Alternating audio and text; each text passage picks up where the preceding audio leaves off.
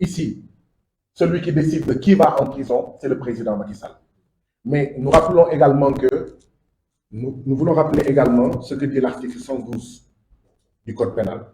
Seront coupables de forfaiture et punis de la dégradation civique tous officiers de police judiciaire qui, sans les autorisations prescrites par les lois de l'État et hors les cas de flagrant délit, auront donné ou signé l'ordre d'arrêter un membre de l'Assemblée nationale.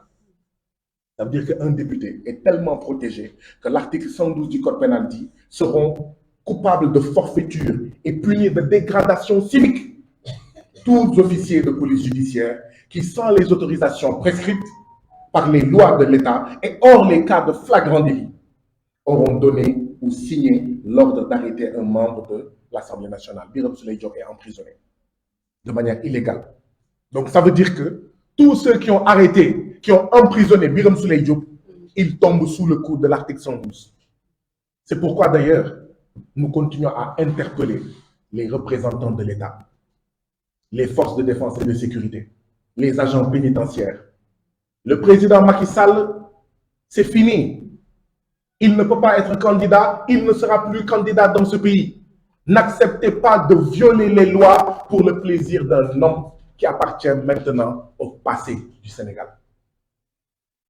Voilà le premier point que nous tenions à dire, que nous pensons fortement à notre président Birame Souleye Diop. Si aujourd'hui il était là, peut-être que je ne serais pas celui qui parlerait au nom du groupe parlementaire en français. Peut-être que ce ne serait pas Sornaba qui parlerait au nom du groupe parlementaire en wolof.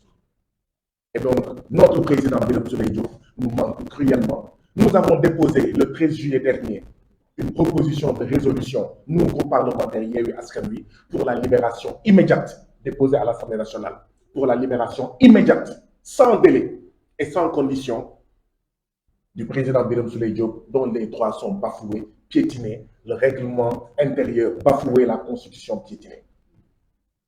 Et c'est ce que notre collègue, président Ayib Daffé, voulait évoquer ce matin, quand vous l'avez entendu dire, rappel au règlement. Il voulait évoquer l'article 51 du règlement intérieur et exiger qu'avant que la session extraordinaire d'aujourd'hui ne continue, que le président Birame Souleye Diop nous retrouve à l'hémicycle, parce que ses droits sont bafoués. Et nous allons nous battre. Nous allons nous battre parce qu'il n'y a jamais eu dans ce pays-là de législature où les députés ont été aussi bastonnés, aussi gazés, aussi foulés aux pieds, leur immunité piétinée que les députés de la 14e législature, particulièrement les députés de la coalition Yewwi Askan Wi. Cheikh Thioro Mbacké, illégalement gardé à vue, illégalement gazé. Samba Dang, Ismaïla Diallo, Rama Bodian, Ayib Daffé, etc. Alphonse Sambou, Bakary Diédhiou, Samba Dang, je l'ai nommé. Massata Sambo et Ahmed Niang, emprisonnés pendant 6 mois à Rebeuss, illégalement, etc. C'est tout simplement scandaleux. Quand est-ce que cela va s'arrêter? Et il faut que ça s'arrête. Birame Souleye Diop doit être le dernier député qui subit la furie du président Macky Sall en termes de violation de l'immunité des députés. Nous ne disons pas que les députés sont au-dessus des lois, mais le règlement intérieur de l'Assemblée nationale et la Constitution du Sénégal doivent être respectés et nous nous donnerons les moyens que ce soit respecté. Et nous en appelons également au peuple que nous représentons. Parce que nous ne sommes pas à l'Assemblée nationale en notre nom, nous Abbas. En notre nom, nous Awadjin. En notre nom, nous Soknaba. En notre nom, nous Abba. Nous sommes à l'Assemblée nationale au nom du peuple sénégalais. Et ce peuple sénégalais-là, quand à l'Assemblée nationale, le président Macky Sall piétine nos droits, nous empêche de mener notre mission et de les représenter comme il se doit, ce peuple-là doit également nous défendre et non nous regarder, se taire et laisser faire. C'est d'ailleurs l'occasion d'avoir une forte pensée de solidarité à notre collègue Fatma Mbodj, qui vient de perdre son père. Que l'âme du père de notre collègue Fatma Mbodji repose en paix, que qu'Allah l'accueille en son paradis et que Allah lui donne la force de pouvoir surmonter cette épreuve. Donc nous avons appris la nouvelle juste avant d'entrer ici et nous tenions à lui exprimer toute notre solidarité à elle ainsi qu'à tous ses frères, toutes ses sœurs, toute sa famille par rapport à notre père qui nous a précédés en notre créateur.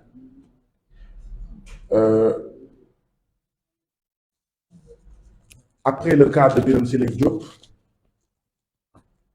peut-être également exprimer notre colère face aux rafles et aux rapts qui continuent et dont la dernière victime hier est El Malick Ndiaye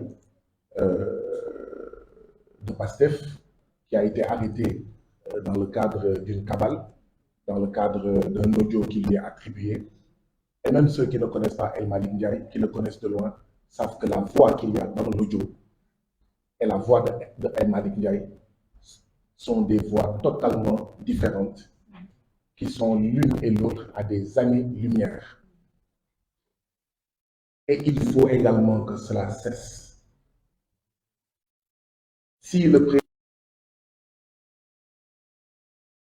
est obtenu en continuant à arrêter les cadres de PASTEF, en continuant à arrêter les membres de la direction de PASTEF, en continuant à séquestrer le président Ousmane Sonko, en continuant à maintenir en prison 700 détenus politiques, en continuant à se taire et à ne rien faire face à toutes les victimes tuées, disparues, torturées, blessées du régime du président Macky Sall. Nous en venons maintenant aux 3 projets qui seront l'objet de la réunion de la session extraordinaire de l'Assemblée nationale qui a été convoquée aujourd'hui,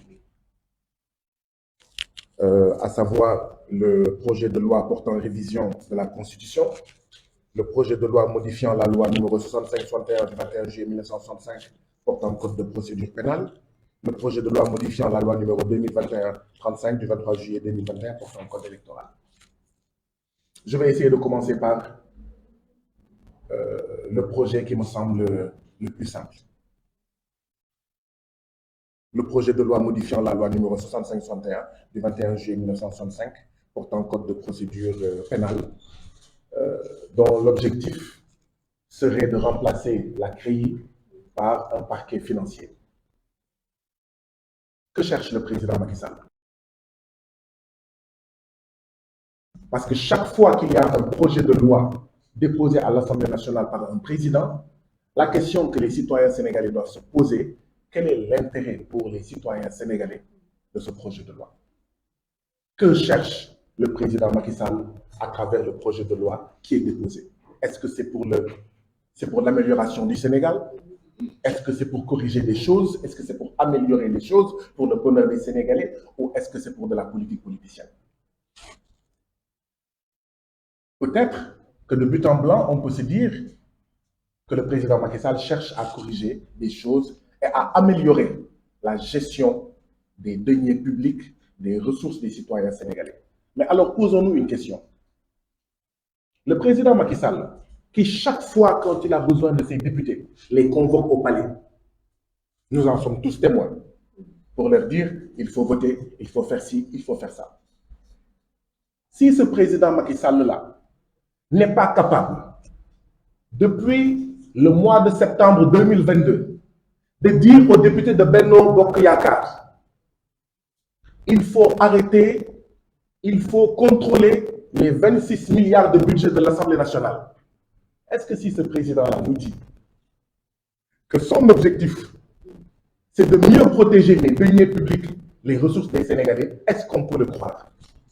En tout cas, moi, nous, groupe parlementaire Yewwi Askan Wi, nous avons du mal à croire en une réelle volonté du président Macky Sall de mieux protéger, de mieux gérer, de mieux sauvegarder les deniers publics, les ressources de ce pays.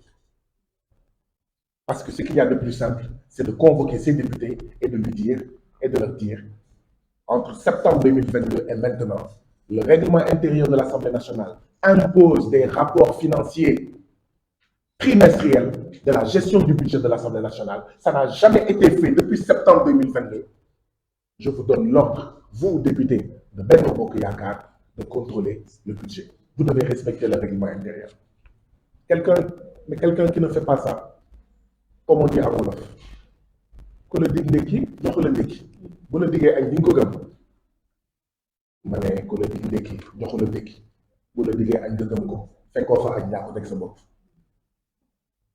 Le président Macky Sall n'a qu'à d'abord commencer à dire à ses députés: gérez bien les 26 milliards de francs CFA de budget de l'Assemblée nationale entre septembre et juillet 2023. Septembre 2022 et juillet 2023. Je suis le premier président de l'Assemblée nationale, chargé du contrôle du budget de l'Assemblée nationale. Jamais il n'y a eu de réunion de cette commission. Jamais nous n'avons reçu de documents de cette commission. Et nous, groupe parlementaire, nous continuons à interpeller le peuple, parce que quand nous voulons bien faire la mission que le peuple nous a confiée, si nous sommes confrontés à des difficultés, eh bien, nous ne pouvons nous en remettre qu'à ce peuple-là, pour lui dire: votre argent qui est à l'Assemblée nationale est très mal géré. Hier seulement,